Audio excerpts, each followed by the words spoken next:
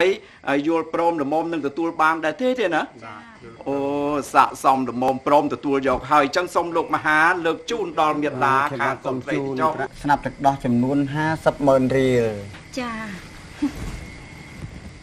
ខ្ញុំសូមជម្រាបជូនដល់មេដាខាងស្រីប្រាក់នេះដូចខ្ញុំជម្រាបជូនហើយថា50,000បើយើងគិតទៅថាដូចជាចំនួនតិចប៉ុន្តែតិចនេះបើនិយាយទៅតាមអត្ថន័យដែលទទួលហើយយកទៅ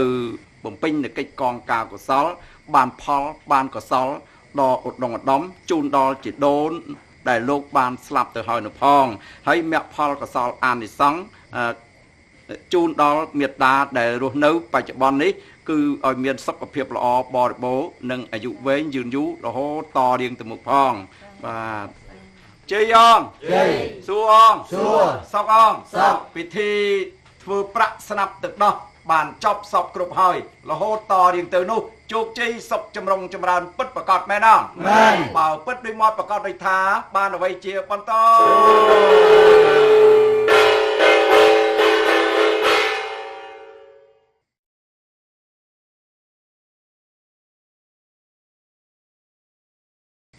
សូមក្រាបប្រណិប័តលោកមេបាប្រុសស្រីតូចធំតកោរៀមច្បងផងទាំងពួងដោយសេចក្តីគោរព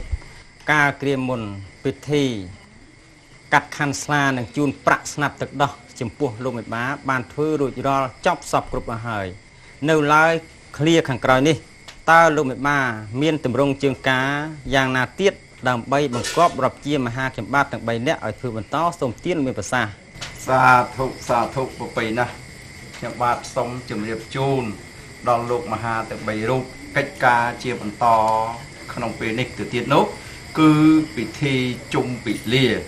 ហើយក្នុងពិធីជុំពលានេះពេលនេះខ្ញុំបាទជួឲ្យមេត្តាបិតាខាងស្រីនិងលោកមេបាខាងស្រីទាំងអស់សូមបញ្ជាក់ជូនទៅលោកមហាទាំង3ដើម្បីជ្រាបថាពិលាមាន4ពលាទី1ពិលាស័ព្ទពិលាទី2ពិលាសព្វសរពិលាទី3ពិលាព្រះអាទិត្យពេញវងពិលាទី4ពិលាជន់ឆាយអញ្ចឹងក្នុងពិលាទាំង4នេះតើលោកអ្នកមហាទាំង3រូបរួមជាមួយមេដាបិតាខាងប្រុសបានគិតគូររកមើលសំពងជោគនិងសំពងជ័យពិលាល្អនៃកូនប្រុសនិងកូនស្រីតើបាននៅពលាណាមួយសូមលោកមហាចាត់ចែងនិងរៀបចំឲ្យបានល្អជូនដល់លោកមេបាក្នុងពេលនេះឲ្យបានដឹងផងសាធុសូមអរព្រគុណចំពោះលោកមេបាដែលបានបញ្ជាក់អំពីពលាទាំង4គឺពលាស័ព្ទពលាសព្វសរពលាព្រះអាទិត្យពេញវងនិងពលាជន់ឆាយខ្ញុំបានថ្ងៃខែឆ្នាំកូនប្រុសនិងកូនស្រីដែលលោកមេបាបានកំណត់ឲ្យមហាខ្ញុំបាទរកគ្រូហោរាគុណគូសំពងសម្ភារព្រឹករឹកចតារាសីជែកមាសទៅអ្នកទាំងពីរឃើញថាបានប្រកាសនៅពលាសព្វសរណាប្រគុណសូមទានជ្រាបសាធុប្របីណាស់តាមសេចក្តីបញ្ជាក់របស់លោកមហាទាំង3ថាកូនទាំងពីររឹកពីពលារាសីត្រូវបានពលាសព្វសរដើម្បីផ្សំគុំកូនទាំងពីរក្នុងពេលព្រឹកនេះតែម្ដងចឹងឯងលោកមហាបាទទៀតណាដូច្នេះដើម្បីជាទឹកតាងក្នុងការជុំពលានេះមានសេរីឧត្តមខ្ពង់ពោះមហាខ្ញុំបាទសូមជូនជែកទុំនំចំណីដល់លោកវិបាទៀតណាបាទផ្លែឈើនំចំណីទាំងអស់នេះជាផ្លែឈើនំចំណីពិលាជ័យហើយអញ្ចឹងសូមណាមេត្តាបិតាខាងស្រីណាទទួលយកហើយគ្រប់គ្រងពិលាជ័យឲ្យបានល្អព្រមទាំងរួមចាំស្ដាប់នៅពិលាដែល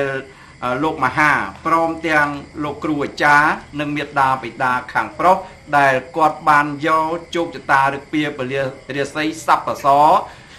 នៅរោងការស្លាខាងក្រោមបានពេលវេលាណានោះសូមឲ្យខាងកូនស្រីដែលនាងនៅខាងក្នុងក៏ដើម្បីទទួលសាធុយកពលាសព្វសរជាកិច្ចមង្គលសិរីសួស្តីរបស់កូនក្នុងពេលព្រឹកនេះផងសូមលោកវិបាទទួលគ្រប់គ្រងថែរក្សាឲ្យបានល្អសិរីសុខចម្រុងចម្រើនតរៀងទៅទៀតណាសាធុជ័យអងជ័យសួរអងសួរសុកអងសុកពិធីជុំពលាជ័យ បានចប់សពគ្រប់ត្រូវយកពលាសັບបសបសំគុំកូនប្រុសកូនស្រីនាពេលព្រឹកនេះបានជោគជ័យពិតប្រកបមែនអត់មែនបើពិតដោយមកប្រកបដោយថាបានអ្វីជាបន្ត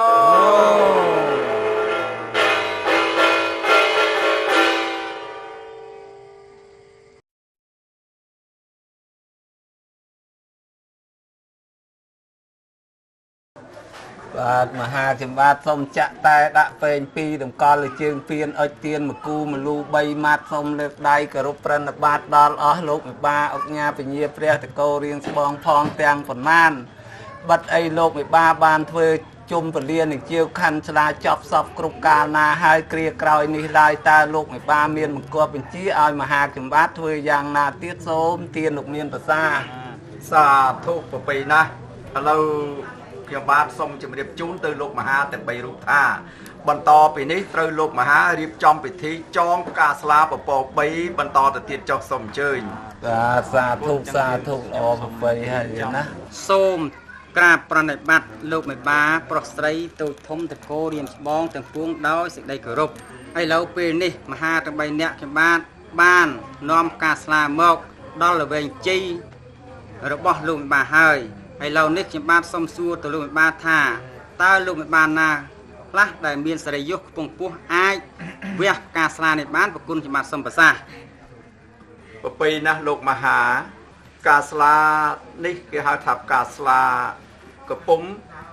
នៅក្នុងស្រោមនៅឡើយអញ្ចឹងខ្ញុំបាទបញ្ជាក់ខ្លីវិញលើការវះផ្កាស្លានេះគឺមានតែមេត្តារបស់កូនស្រីទេដែលលោកមានសិទ្ធិក្នុងការវះការស្លាសូមលោកមហាជ្រាបសាធុសូមអរប្រគុណដូច្នេះមហាចម្បាតទាំង3នាក់សូមលើកការស្លានេះជូនទៅអ្នកដែលមានគុណរបស់កូនស្រីទេណាបាទសូមអញ្ជើញលោកស្រី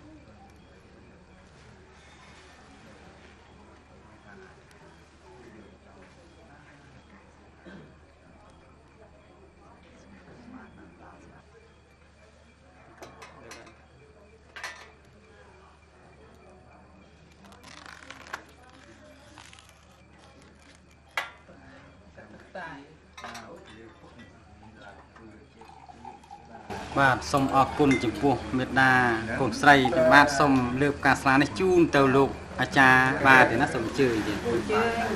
ចាជួយបាស្លាណា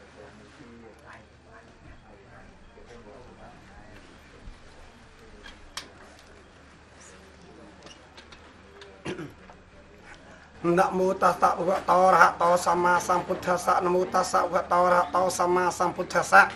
นะโมตัสสะภะคะวะโตอะระหะโตสัมมาสัมพุทธัสสะអាកាសបបតវនុភូមិកាំងគាមហាសមុទ្រាអារកកាទេវតាទាំងអស់ជាអ្នករសាដោយយកចិត្តទុកដាក់ដែលស្ថិតនៅក្នុងអាកាសបរិពតវនស្ថានភូមិស្ថាននឹងទលេនឹងមហាសមុទ្រទាតមេនុរៈខន្តុចូលបីបាច់រក្សានៅផ្កាថ្លានេះសពកាលទាំងពួងសូមជូនទៅអ្នកដែលមានលទ្ធភាពជួយចាត់ចែងការងារចងក្រងឲ្យបានទៅជាផ្កាពពក3នោះឲ្យបានល្អណាការស្លា3មានប្រវត្តិបរោះ4នាក់ដែលជាមិត្តសម្លាញ់នឹងគ្នាម្នាក់រៀនខាងទាយម្នាក់រៀនខាងបាញ់ម្នាក់រៀនខាងជប់ម្នាក់រៀនខាងមួយទឹកម្នាក់ចេះទាយនោះគេបាននិយាយថាសត្វឥន្ទ្រីពំនារីមួយដ៏ស្អាតមកអ្នកដែលចេះបាញ់ក៏ទាញធ្នូសមកបាញ់ត្រូវសត្វនោះទៅដោយឡែកចំពោះអ្នកចេះវិជាការមួយទឹកក៏បានអោបឡើងមកលើមាត់ច្រាំងរីឯអ្នកដែលចេះប្រោះទីប្រោះនារីនោះឲ្យរស់រៀនមានជីវិតមកវិញពេលដែលបាននារីនឹងរស់រៀនមានជីវិតមករូបសម្បត្តិក៏ស្អាតក៏ដណ្ដើមគ្នាថានាងនេះគួរបានមកយើងធ្វើជាប្រពន្ធតែដោយកាត់មិនដាច់ក៏នាំគ្នានាំដំណឹងនេះទៅជួបជាមួយគ្រូបាពិសាប្រម៉ោកវិញលោកកាត់សេចក្តីថាអ្នកដែលចេះទាយគឺបានជាឪពុកអ្នកដែលចេះប្រោះបានមកជាម្ដាយហើយអ្នកចេះបាញ់មកជារៀមច្បងរីឯអ្នកដែលចេះមុជទឹកទៅអោបកសោបនាងនោះពីក្នុងទឹកមកអោបដើមទ្រូងបានคล้ายទៅជាស្វាមីទើបជាចំណេរក្រោយមកទៀត កាលណារៀបចំអាពាហ៍ពិពាហ៍យើងត្រូវធ្វើការស្លា3គឺការស្លាធំតំណាងឲ្យលោកឪពុកការស្លាកណ្ដាលតំណាងឲ្យអ្នកម្ដាយការស្លាពៅតំណាងឲ្យរៀមច្បងហើយសម័យខ្លួនត្រូវតែគោរពគុណចំពោះអ្នក3អ្នកហ្នឹងគឺអ្នកដែលចេះទាយអ្នកដែលចេះប្រោះនិងអ្នកដែលចេះបាញ់ដែលជាឪពុកជាម្ដាយនិងជារៀមច្បងចងក្រងឲ្យคล้ายទៅជាស្លាការស្លាច្បងនោះគឺតំណាងឲ្យខាងគេហៅថាលោកឪពុកគេដោតការនោះមានធំបន្តិចទៅដាក់ក្នុងកែវឬក៏ដាក់នៅក្នុងថូអីដតេដល់ឲ្យតែដោតបានមានមលូ21សន្លឹកស្លាក៏21ចំណិតបើដាក់ស្លាមូលក៏21ផ្លែតំណាងឲ្យគុណធាតុរបស់ឪពុកទាំង21រីឯការស្លាកណ្ដាលគឺដោតមលូនោះមាន12សន្លឹកស្លា12ចំណិតឬក៏12ផ្លែគឺតំណាងឲ្យគុណធាតុរបស់ម្ដាយគឺម្ដាយមានគុណធាតុនឹងចំនួន12រីឯផ្កាស្លាចុងគេបំផុតនោះគេហៅថាផ្កាស្លាពៅតូចជាងគេនឹងតំណាងឲ្យរៀមច្បងព្រោះរៀមច្បងគឺមានគុណ6គាត់ได้ថាដាក់មលូក៏6សន្លឹករីឯស្លាក៏6ចំណិតឬ6ផ្លែទើបបានមានទំនៀមការស្លា3សម្រាប់ទី1ឲ្យទៅខាងនៃតំណាងលោកឪពុកទី2តំណាងអ្នកម្ដាយទី3តំណាងឲ្យរៀមច្បង